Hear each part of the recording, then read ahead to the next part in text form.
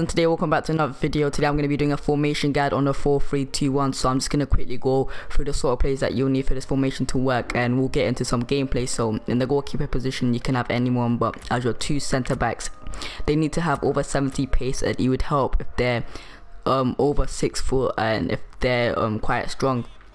But moving on to your left back and right back, your left back or your right back, one of them needs to have over 80 pace, but if the other one has over 75, that will be fine. But moving on to your midfield, one of your players in the midfield needs to be a defensive player. As you can see, I have Bender, and one of your players needs to be more of an attacking player. As you can see, I have Barkley, and one of your centre mids need to be a holding centre mid. As you can see, I have this guy. I don't really know how to pronounce his name, but yeah. Moving on to your front three, your left forward obviously needs to have over, let's say, 80 pace. Same goes for your right forward and striker. Now I know Eto has 76 pace, but that's bullshit. Eto feels so much faster in game. His pace feels somewhere around the 80s. But if you want to see my player review on him, then I'll leave the link in the description. But yeah, he's just such a good player, and his pace, he's much quicker than 76. That's just bullshit.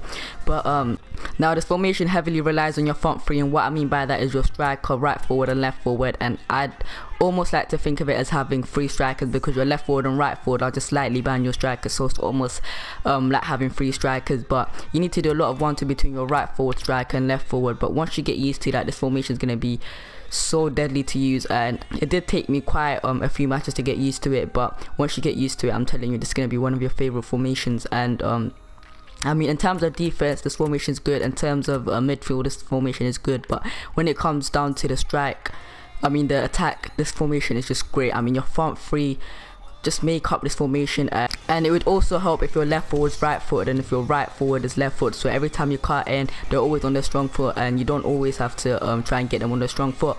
So moving on to some gameplays, like I said, you've got to do a lot of 1-2 passes with your front three. But the number one thing that I like about this formation is that it gives you so many options. As you can see here, I have the ball with Barkley. I do 1-2 with Samuel Eto'o, which gives me 2 options. The first option is I can go along with Samuel Eto'o, or I can pass it back to Barkley, who'll be through on goal.